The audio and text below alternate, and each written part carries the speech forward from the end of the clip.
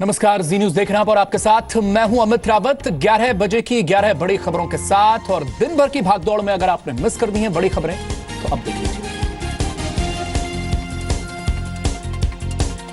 Italy के नौसैनिक case में भारत की बड़ी जीत हुई है। इटली के नौसैनिक की रिहाई पर सुप्रीम कोर्ट की सर्वोच्चता को यूएन कोर्ट ने भी माना है। दोनों देशों को यूएन कोर्ट ने नौसैनिक सिल्वाटोर जिरोन की जमानत की शर्तों में छूट को लेकर सुप्रीम कोर्ट जाने को कहा है। अब सुप्रीम कोर्ट ही तय करेगा कि जिरोन को किन शर्तों पर जमानत दी जाए और ये फैसला इटली को मानना पड़ेगा। सूत्रों का ये भी कहना है कि जिरोन अपने देश तभी जा सकता है जब इटली उसके वापस लौटने की गारंटी दे।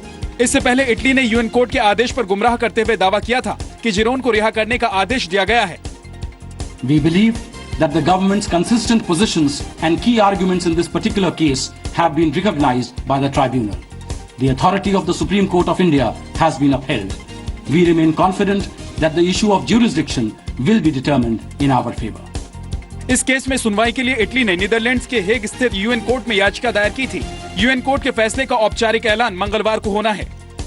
केरल के समुद्र तट पर 2 मछुआरों की हत्या के मामले में 2012 में इटली के 2 नौसैनिक सिल्वाटोर जिरोन और मैस्मिलियानो लेटोर को गिरफ्तार किया गया था। तबीयत खराब होने के बाद से लेटोर 2014 से इटली में है, जबकि जिरोन कुछ मौकों को छोड़कर लगातार भारत में है। ऑगस्टा रिश्वत मामले पर आज पूर्व वायुसेना प्रमुख एसपी त्यागी से सीबीआई ने करीब 10.5 घंटे पूछताछ की। त्यागी से मंगलवार को भी पूछताछ जारी रहेगी। सीबीआई त्यागी से जानना चाहती है कि रिटायरमेंट के बाद वो इटली क्यों गए और उनके दौरे का खर्च किसने उठाया। सीबीआई सूत्रों के मुताबिक त्यागी ने ऑगस्टा वेस्टलैंड के बिचौलिए गाइडो हेस्के और कार्लोस गैरोसा से मुलाकात की थी। बिचौलिए से त्यागी की मुलाकात 6 से 7 बार हुई। 2004 से 2007 के बीच ये मुलाकात बेंगलुरु एयर शो और चंडीगढ़ में त्यागी के भाई के दफ्तर में हुई। सीबीआई एसपी त्यागी के भाइयों को भी जल्द पूछताछ के लिए बुलाएगी। एसपी त्यागी पर आरोप है कि उन्होंने वीवीआईपी हेलीकॉप्टर के लिए उड़ने की ऊंचाई 6000 मीटर से घटाकर 4500 मीटर कर दी।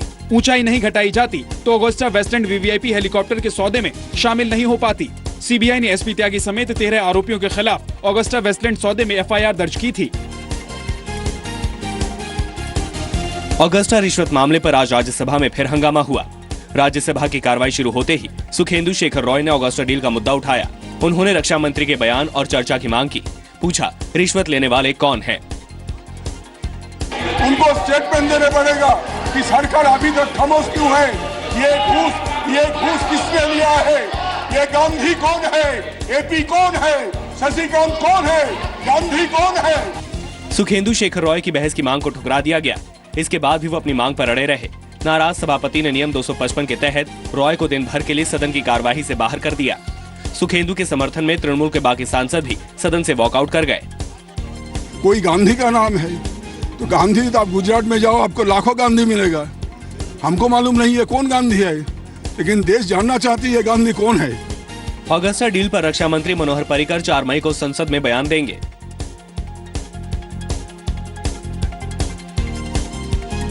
9,000 करोड़ के कर्जदार उद्योगपति विजय माल्या ने अपनी राज्यसभा की सदस्यता से इस्तीफा दे दिया है। माल्या ने राज्यसभा के सभापति हामिद अंसारी को अपना इस्तीफा भेजा और एथिक्स कमेटी को भी इसकी जानकारी दी। माल्या पर कई बैंकों का करीब 9,000 करोड़ का कर्ज है और वो फिलहाल लंदन में है। इससे पहले 25 अप्रैल को कर्ण सिंह की अध्यक्षता वाली राज्यसभा एथिक्स कमेटी ने माल्या को 7 दिन में जांच एजेंसी के सामने हाजिर होने का नोटिस दिया था और ऐसा नहीं करने पर उनकी सदस्यता रद्द करने की बात कही थी, लेकिन उससे पहले ही माल्या ने अपना इस्तीफा दे दिया। सभापति को भेजे अपने इस्तीफे में विजय माल्या ने कहा है कि मौजूदा हालात में उनको देश में निष्पक्ष जांच और इंसाफ की उम्मीद नहीं है। विजय माल्या का राज्यसभा का कार्यकाल इसी साल अगस्त में खत्म हो रहा था। हुर्रियत के नेताओं को पाकिस्तान से बातचीत की इजाजत देने के फैसले पर कांग्रेस ने सवाल उठाए हैं। कांग्रेस ने आरोप लगाया है कि मौजूदा सरकार हर मुद्दे पर यू टर्न ले रही है, लेकिन सरकार ने कहा है कि कोई यू टर्न नहीं लिया गया है। जब से ये एनडीए सरकार आई है 2 साल हो रहे हैं और तब से एक के बाद एक यू टर्न ले रहे। पाकिस्तान से बातचीत बंद हुई थी आपकी? Stakeholders in the dialogue process sir. You turn का सवाल नहीं है। जम्मू कश्मीर के राजनीतिक दलों ने सरकार के फैसले को सही बताया है। जब इन्होंने बातचीत का सिलसिला तोड़ा था हुर्रियत की मुलाकात के ऊपर, हमने उसी दिन कहा था आप गलत कर रहे हो। शुक्र है इन्होंने अपनी गलती का एहतराम किया है। अच्छी बात है। जम्मू कश्मीर जो है वो एक इवॉल्विंग सिचुएशन, एक इवॉल्विंग मेथड से ही सॉल्व हो सकता है। पिछले हफ्ते संसद में एक लिखित सवाल के जवाब में विदेश राज्य मंत्री वीके सिंह ने कहा था कि कश्मीर के अलगाववादी नेता किसी भी देश के प्रतिनिधि से मिल सकते हैं। सरकार की दलील है कि अलगाववादी नेता भारत के नागरिक हैं, इसलिए उनके किसी से भी मिलने पर कोई पाबंदी नहीं है। उत्तराखंड के जंगलों में पिछले कई दिनों से लगी आग के पीछे लकड़ी और भूमाफिया की साजिश की आशंका जताई जा रही है। पौड़ी में आज 4 लोगों को और नैनीताल में 2 लोगों को गिरफ्तार किया गया। इन पर जंगलों में आग लगाने का आरोप है। 4 लोग भी पकड़े हैं पौड़ी में कि जो आग लगाते हुए पाए गए, उनको भी पकड़ा है। उत्तराखंड की जंगल की आग से अब तक 7 लोगों की मौत हो चुकी है। दावा किया जा रहा है कि 90% आग बुझाई जा चुकी है और अगले 1-2 दिन में आग पर पूरी तरह से काबू पा लिया जाएगा। इस बीच हिमाचल प्रदेश के 7 जिलों के 378 जंगलों में भी आग लग गई है। ऊना में आग से 3 लोगों की और सोलन में 1 व्यक्ति की मौत हो गई है। Not only forest department, also the local people there also take active part in dousing of the fire. Jammu Kashmir में भी 3 जिलों के जंगलों में आग लगी है। राजौरी, रियासी और उधमपुर के जंगल आग की चपेट में हैं। दिल्ली में आज मौसम का सबसे गर्म दिन रिकॉर्ड किया गया। पारा 44 डिग्री तक पहुंच गया। पालम में अधिकतम तापमान 46.2 डिग्री रिकॉर्ड किया गया। रविवार को अधिकतम तापमान 42 डिग्री रिकॉर्ड किया गया था। राहत की बात यह है कि अगले 2 दिनों में दिल्ली समेत पूरे उत्तर भारत में लोगों को गर्मी से राहत मिल सकती है। 48 घंटों में कुछ एक्टिविटी होगी और वर्षा हो सकती है, डस्ट स्टॉर्म हो सकता है, थंडर स्टॉर्म हो सकता है। तो और दिल्ली में तो अब थोड़ी देर बाद ही आप देखेंगे डस्ट स्टॉर्म और थंडर स्टॉर्म के चांसेस बन रहे हैं।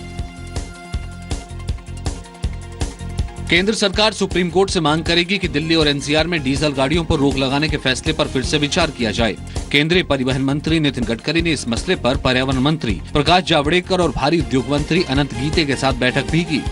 In fact, study shows that the vehicular pollution is contributing 9% in summer and 90% in winter.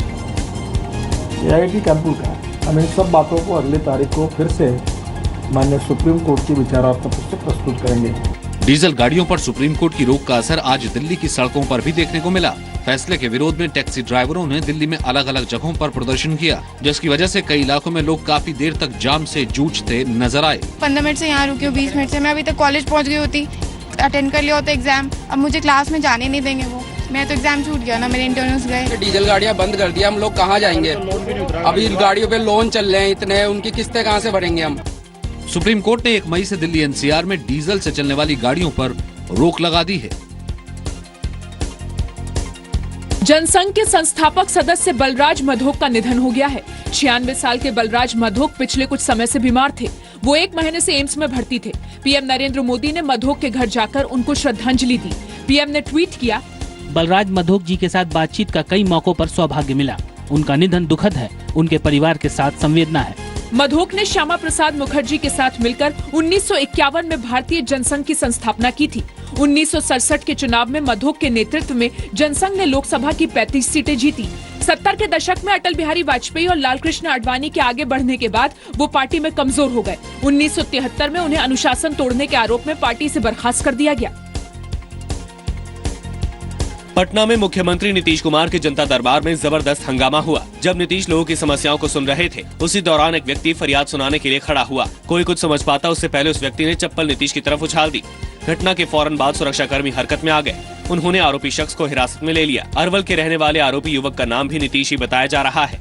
वो बिहार सरकार के इस फैसले से नाराज है, जिसके तहत सुबह 9 बजे के बाद हवन पर रोक लगा दी गई है। वो हमको बोल रहा था कि आप जो है हवन पर रोक लगाए, कहाँ रोक लगाए हवन पर की? तक अखबार में छपा है, सब हिंदू के खिलाफ। हम क्या हैं? तो बोला कि आप भी हिंदू हैं। नीतीश सरकार ने पिछले दिनों आग लगने की घटनाओं में बढ़ोतरी के बाद सुबह 9 से लेकर शाम 6 बजे तक खाना बनाए जाने और हवन पर रोक लगा दी थी।